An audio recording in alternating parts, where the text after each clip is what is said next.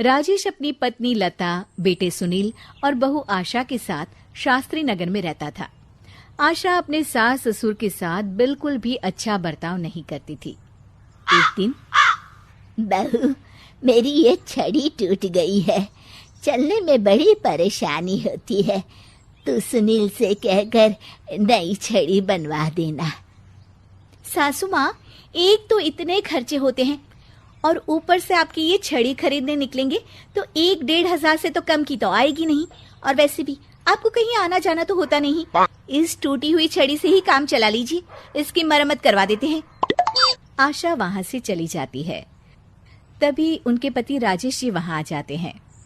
तुम क्यों झूठी उम्मीद बांधती हो अपनी बहू से?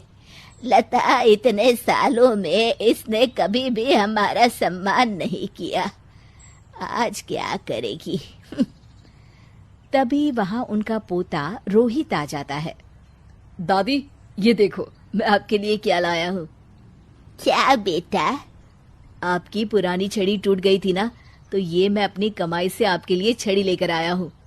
अब आप ये पुरानी छड़ी छोड़िए और ये वाली छड़ी हाथ में पकड़िए और ठाठ से चलिए। राजेश जी और लता जी एक दूसरे को देखकर मुस्कुराते हैं कि कम से कम उनका पोता तो उनका सम्मान करता है। एक दिन सुनील अपने पिता के पास आता है और कहता है, पिताजी, आपने हमारा पुराना वाला घर अभी तक क्यों रखा है? मैंने कितनी बार कहा है कि हमें वो घर बेच देना चाहिए, अच्छे दाम मिल जाएंगे। मैं भी तो कितनी बार कह चुका हूँ कि वो घर मेरे जीते जी नहीं बिक सकता, वो हमारा पुश्तैनी घर है। ओफो पिताजी, कब तक इन पुश्तैनी घर को संभाल के रखेंगे?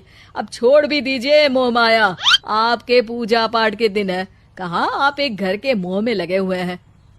घर का मोह नहीं है बेटा, कुछ चंद यादें हैं, उनका मोह है, पर तुम ये बात नहीं समझोगे। आपसे तो बात करना ही बेकार है। लता जी और राजेश जी अपने बहू बेटे के इस दुर्व्यवहार से बहुत दुखी होते हैं। उनके बहू बेटे उनके साथ दुश्मनों जैसा बर्ताव करते थे।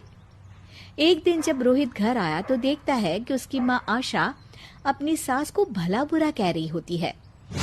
आप दोनों ने तो हद कर रखी है, बस हर वक्त कोई ना कोई मांग रहती है आपकी। अरे बहू, मैंने तो बस इतना ही कहा कि तेरे ससुर जी को ठंडे पानी से नहाने में तकलीफ होती है, तो इनके लिए गर्म पानी कर दिया कर।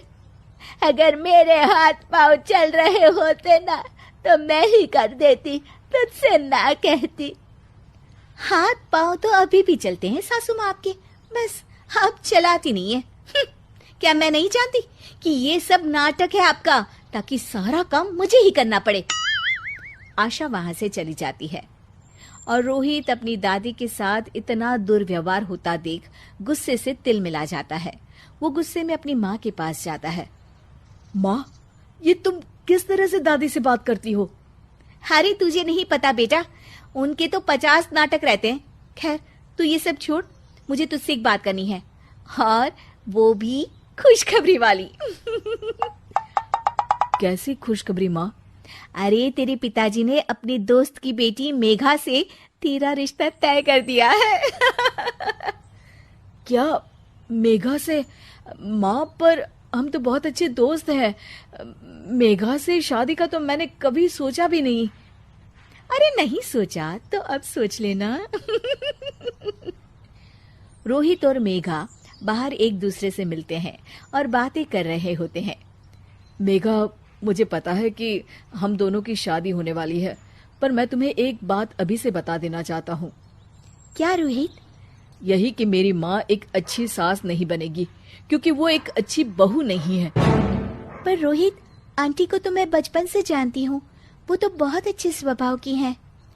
वो स्वभाव पता नहीं मेरे दादा दादी जी के लिए क्यों नहीं दिखता। उन्हें तो वो हर वक्त बुरा भला ही कहती रहती हैं। मैं चाहता हूँ कि उन्हें ये पता चले कि वो ये बहुत गलत कर रही है। मैंने कुछ सोचा है जिससे माँ सही रास्ते पर आ सकती है। मेघा, क्या तुम इसमें मेरा साथ दोगी? तुम जैसा कहोगी मैं वैसा ही करूंगी रोहित, मैं तुम्हारे साथ हूँ। मेघा और रोहित दोनों की शादी हो जाती है और मेघा अब आशा की बहू बनकर उनके घर आती है। बहू, ये देख, मैंने तेरे लिए ये हार बनवाया है। ये भी कोई हार है? मैं तो सोच रही थी कि आप मुझे डायमंड नेकलेस देंगी, पर ये क्या सस्ता सा हार पकड़ा दिया आपने मुझे। आशा को ये सुनकर गुस्सा आ जाता है। वो मेघा पर बरस पड़ती है। बहू, मैं तुम्हारी सास हूँ, मुझसे तमीज से बात किया करो, समझी? वरना अच्छा नहीं होगा। मम्मी जी, मैं भी आपकी बहू हूँ, आप भी मुझे ये धमकी मत दीजिए। मेरे पिताजी वकील हैं, अगर आपने मुझ पर कोई भी अत्याचार किया ना, बस एक ही बारी में अंदर करवा दूंगी। हाँ। मेघा रोहित की तरफ देखकर मुस्कुराती है। लता जी और रमेश जी देखते रह जाते हैं। मेघा कैसे अपनी सास को उन्हीं की भाषा में उनकी गलती का एहसास दिलाती है, जानने के लिए देखिए जैसे को तैसा पार्ट 2।